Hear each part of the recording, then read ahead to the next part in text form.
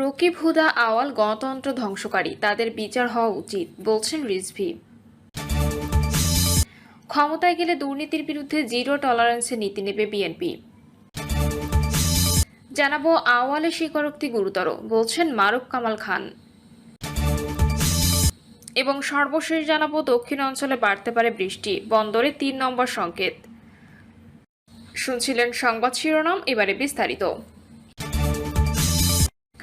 রকিব হুদা আওয়াল গণতন্ত্র ধ্বংসকারী, তাদের বিচার হওয়া উচিত, বলছেন রিজভী। বিএনপির সিনিয়র যুগ্ম মহাসচিব অ্যাডভোকেট রুহুল কবির রিজভী বলেছেন, মানুষ অপদস্থ হোক সেটি আমরা করব না। মানুষের অপরাধ থাকলে তার আইনসঙ্গত বিচার হবে, ন্যায্য বিচার হবে, সে যেন উপযুক্ত বিচার পায়। সাবেক সিইসি নুরুল হুদা, রকিব, হাবিবুল আওয়াল দেশের গণতন্ত্র ধ্বংস করেছে, দেশের গণতান্ত্রিক প্রতিষ্ঠানগুলোকে ধ্বংস করেছে, সবকিছু তছনছ করে শেখ হাসিনার ক্ষমতাকে চিরস্থায়ী করার অপচেষ্টা চালিয়েছে। এর জন্য শুধু আমরা ধিক্কার ও ঘৃণা জানাই না, তাদের বিচার হতে হবে, অবশ্যই সেটা আইনসঙ্গতভাবে। শেখ হাসিনা যে পথ দেখিয়েছে আমরা সে পথে যাব না, আমরা যাব গণতন্ত্রের পথে, আইনের পথে। এজন্যই 16 বছরের আন্দোলন সংগ্রাম, আইন হাতে তুলে নেব না। রিজভী বলেন, কেন আমরা একজনকে ঢিল বা ডিম ছুঁড়ে মারব, গলায় জুতামালা পরাবো? সে অন্য দলের হোক, তার অপরাধের ন্যায্য বিচার হতে হবে।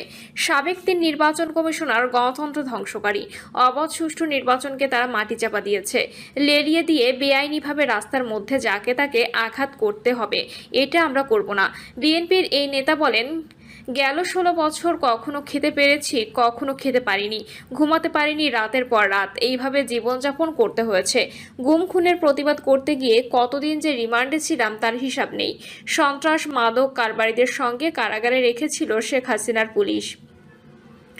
রাজনীতিবিদরা ব্রিটিশ আমলেও কারাগারে একটি মর্যাদা পেত, সেটুকু শেখ হাসিনা দেয়নি।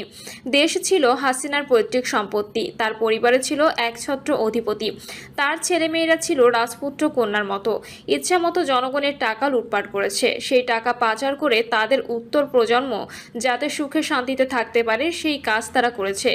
এজন্যই দুবাই, কানাডা অথবা সিডনিতে যত অট্টালিকা দেখা যাবে সব আওয়ামী লীগের নেতাদের। ক্ষমতায় গেলে দুর্নীতির বিরুদ্ধে জিরো টলারেন্স নীতি নেবে বিএনপি। বিএনপি ক্ষমতায় গেলে দুর্নীতির বিরুদ্ধে জিরো টলারেন্স নীতি নেওয়া হবে বলে জানিয়েছেন দলটির যুগ্ম মহাসচিব শহীদ উদ্দিন চৌধুরী অ্যানি। তিনি বলেন, দুর্নীতি দুঃশাসন আমাদের সমাজ ব্যবস্থাকে ধ্বংস করে দিয়েছে। স্বাধীনতার পর থেকে দেশের প্রশাসনের লাল ফিতা দৌরাত্ম্য দেখে আসছি কম বেশি। সমাজের কিছু ব্যক্তি অথবা রাজনীতির সঙ্গে জড়িত ব্যক্তিরা এই ধরনের কর্মকাণ্ডে জড়িত হয়েছে বিধায় দুর্নীতি বেড়েছে। কিন্তু গত 17 বছরে দুর্নীতি ছিল আকাশচুম্বী, হাজার হাজার কোটি টাকা পাচার হয়েছে। এটা যদি আমরা সবাই মিলে রোধ করতে না পারি, তাহলে আজকে বাংলাদেশ যে খাদের কিনারায় চলে গেছে, এখান থেকে উদ্ধার হতে হলে দুর্নীতি বন্ধ করতে হবে। অ্যানি বলেন, আমরা বিএনপির 31 দফায় উল্লেখ করেছি, দুর্নীতি বন্ধ করার জন্য কঠিন পদক্ষেপ নিতে হবে। দুর্নীতি দূর করতে দলের ভারপ্রাপ্ত চেয়ারম্যান তারেক রহমানের নেতৃত্বে আমরা এখন থেকেই কাজ শুরু করেছি। এটা বিএনপির জন্য একটা কঠিন চ্যালেঞ্জ। এই কঠিন চ্যালেঞ্জ গ্রহণ করার জন্য আমরা প্রস্তুত আছি। শুধু প্রশাসনের নয়, তার বাইরে যাতে কেউ দুর্নীতি করতে না পারে এবং তা নিয়ন্ত্রণে সর্বোচ্চ কঠিন ভূমিকা নেবে বিএনপি। আগামী নির্বাচনে কারা বিএনপির মনোনয়নের জন্য উপযুক্ত হবেন এ প্রসঙ্গে জানতে চাইলে শহীদ উদ্দিন অ্যানি বলেন, আমাদের দলের স্থায়ী কমিটি ভারপ্রাপ্ত চেয়ারম্যান এবং চেয়ারপারসনের পরামর্শ নিয়ে দল পরিচালিত হচ্ছে। তাদের কাছে অনুরোধ করেছি, সারা দেশে নিজস্ব জরিপের মধ্য দিয়ে যিনি সবচেয়ে জনপ্রিয় এলাকায় নির্বাচন করার জন্য উপযোগী হবেন, দীর্ঘদিনের রাজনৈতিক অভিজ্ঞতা আছে, ত্যাগী, তাকে দল বাছাই করে নেবে। আগে দুর্নীতি যা ছিল শেখ হাসিনার নেতৃত্বে তা 1000 গুণ বেশি হয়েছিল বলে মন্তব্য করেন অ্যানি। তিনি তার বাবার চাইতে কয়েক শতগুণ বেশি ফ্যাসিবাদী এবং কর্তৃত্ববাদী শাসন চালিয়েছেন। এরশাদের চাইতে কয়েক শত ডিগ্রি বেশি ফ্যাসিবাদ ছিলেন তিনি। আমরা এরশাদকে স্বৈরাচার বলি আর হাসিনাকে ফ্যাসিবাদী বলি। তিনি আরও বলেন, পাশাপাশি প্রেসিডেন্ট জিয়াউর রহমানের রাজনীতি দেখেন, তিনি উন্নয়ন এবং নিজস্ব কর্মসূচি দিয়ে রাজনীতি করেছেন।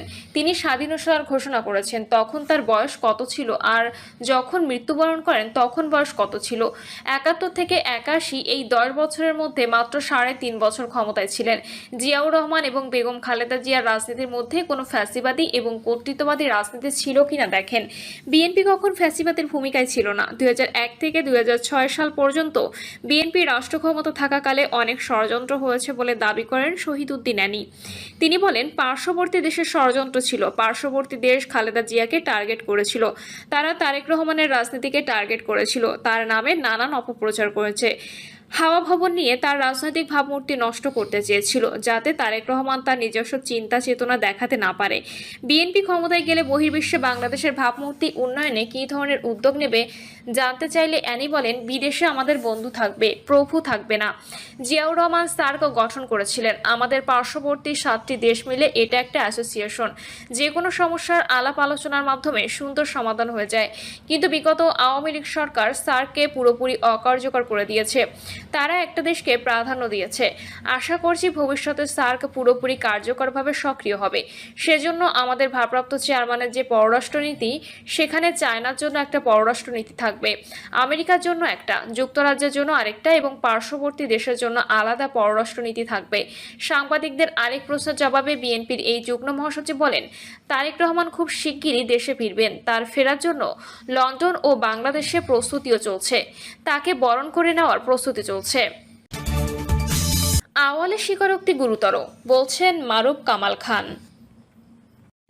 পতিত ফ্যাসিবাদী হাসিনার প্রধান নির্বাচন কমিশনার হাবিবুল আওয়াল আদালতে স্বীকার করেছেন যে 2024 সালে তিনি জাতীয় সংসদের যে নির্বাচন পরিচালনা করেছিলেন সেটা ছিল ডামি। এই স্বীকারোক্তিকে গুরুতর বলে মন্তব্য করেছেন বিএনপি চেয়ারপারসন ও সাবেক প্রধানমন্ত্রী খালেদা জিয়ার সাবেক প্রেস সচিব মারুফ কামাল খান। মারুফ কামাল খান বলেন, সংসদ নির্বাচনের মাধ্যমেই আমাদের দেশে জাতীয় সংসদ ও সরকার গঠিত হয়। সংসদের সংখ্যাগরিষ্ঠ সদস্যের আস্থাভাজন সদস্য প্রধানমন্ত্রী হন।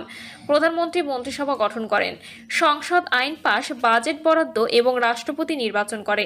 সরকার সশস্ত্র বাহিনী, আধা সামরিক বাহিনী, আইন শৃঙ্খলা রক্ষা বাহিনী, সিভিল প্রশাসন ও সব রাষ্ট্রীয় ও সাংবিধানিক প্রতিষ্ঠানে নিয়োগ, পদোন্নতি ও বদলি করে থাকে।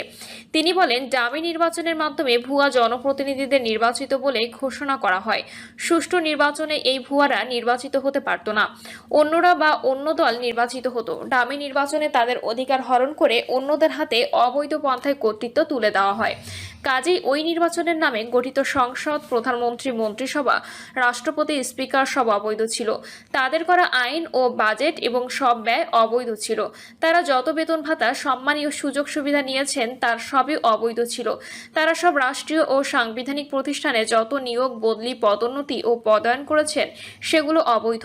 তাদের নিয়োজিত বিচারকদের সব রায় অবৈধ। সাবেক প্রধানমন্ত্রী এই প্রেস সচিব বলেন, এত সব অবৈধতার উৎস যে ডামি বা ভুয়া নির্বাচন, সেই নির্বাচন অনুষ্ঠানে যারা জড়িত তাদের কি ভয়াবহ সাজা হওয়া উচিত।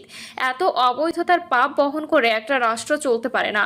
শাসনতান্ত্রিক ধারাবাহিকতা বজায় রাখার স্বার্থে সুষ্ঠু নির্বাচন গঠিত পরবর্তী জাতীয় সংসদ পতিত ফ্যাসিবাদী রেজিমের ভুয়া সব কার্যক্রমকে বৈধতা দেবে কিনা সেটা এখন এক বিরাট প্রশ্ন হয়ে আছে। রাষ্ট্রদ্রোহ ও অন্যায় প্রভাব খাটিয়ে প্রশাসনের নির্বাচন দেওয়ার অভিযোগে রাজধানীর শেরেবাংলা থানার এক মামলায় গ্রেপ্তার হন সাবেক প্রধান নির্বাচন কমিশনার কাজী হাবিবুল আওয়াল। পরে আদালতে 2024 সালের সংসদ নির্বাচন ছিল ডামি নির্বাচন স্বীকার করেন সাবেক এই সিইসি। প্রিয় দর্শক, এই ছিল এখনকার সর্বশেষ সংবাদ। আপডেট সব সংবাদ পেতে চ্যানেলটি সাবস্ক্রাইব করে বেল আইকনটি ক্লিক করে রাখুন।